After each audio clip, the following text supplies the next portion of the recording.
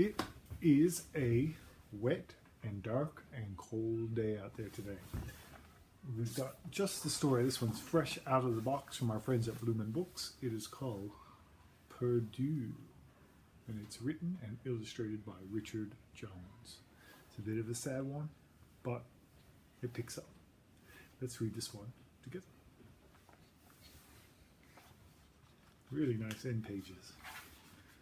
Perdu. Now, I'm from Canada. In Canada, we learned how to speak French and English, but just because we learn it doesn't mean we actually do it. Depending on where you live in Canada, you might speak a lot of French, or you may speak almost zero French.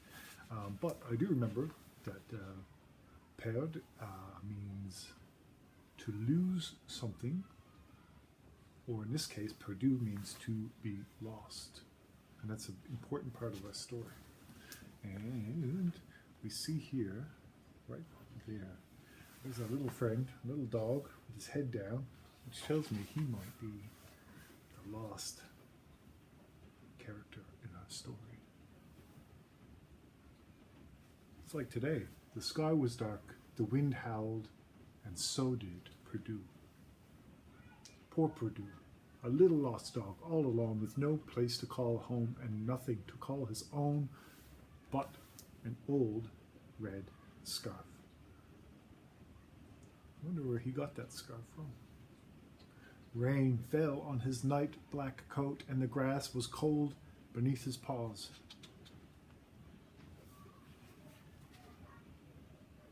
He watched a leaf tumble through the air and land with a whispery tap on the water. It danced in the current, spinning and turning as it floated away.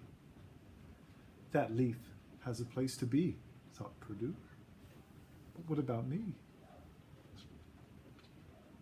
Perdu does not have a place to be.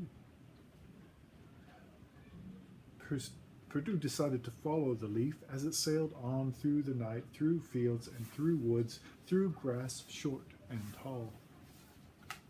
The night faded away, black became blue, and the sun began to rise. Hopefully, today will be a better day for Perdu.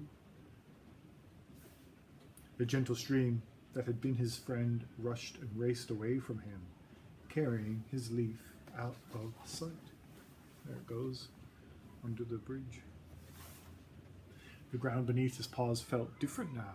Tip, tip, tip, tip, tip, tip, tip. Went his claws on the city concrete.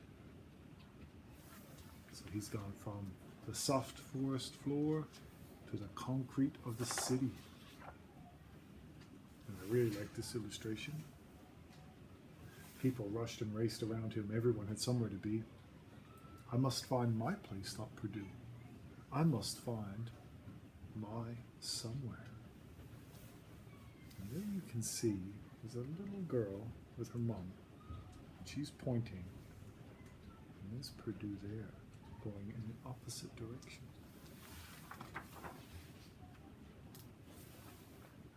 All day he searched. And you can see that this is almost like, if we take this part of this really big landscape and we take a close-up, there's Perdu searching for somewhere to be, and there's the little girl.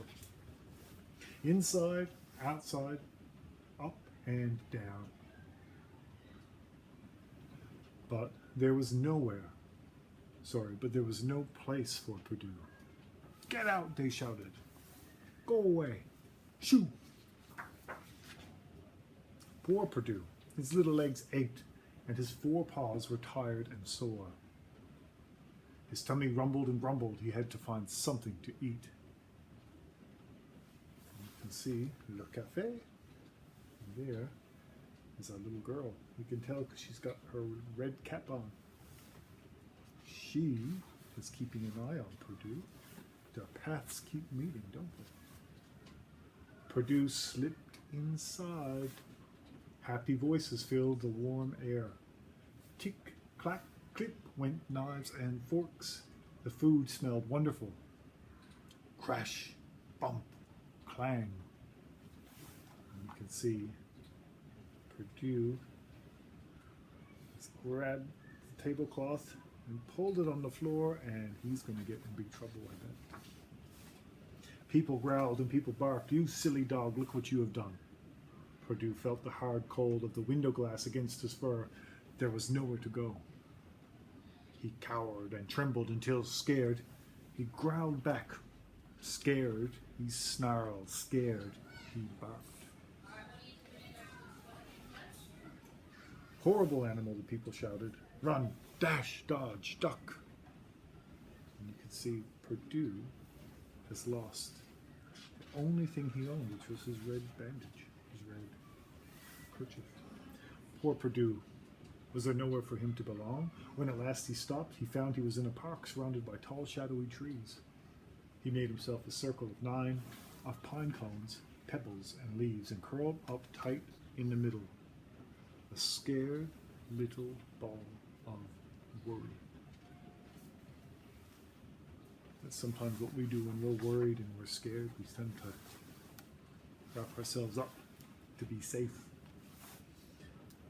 A leaf fell gently on the grass beside him, and he looked up.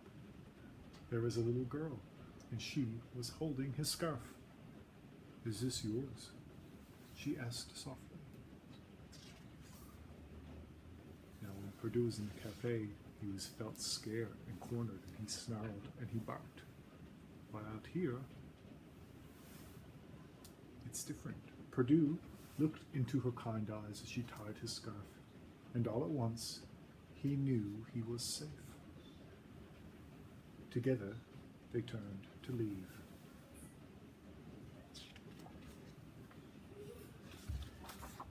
And at last Perdu had a place to call home. There's the leaf. One of the questions I had when I read this book, Perdu, was what kind of dog that little guy is.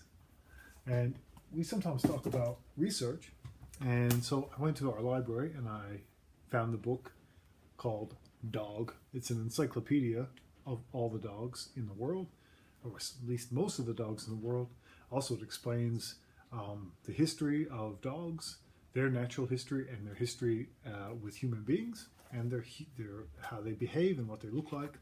And so I started to look through some of the pages of this dog encyclopedia, and I'm looking for a dog that looks like our character Perdu. And the dog I think I found was a kind of terrier. He sort of has a short nose and little legs, and I think he resembles one of these guys. These are Jack Russell Terriers. So they sort of have more pointed noses, but I think maybe Perdu is a terrier. And it talks a little bit about where these terriers come from and how they live with human beings and help human beings. Anyways, if you like dogs and would like to know more about dogs, we have quite a few dog encyclopedias and dog information books in our library. Have a look.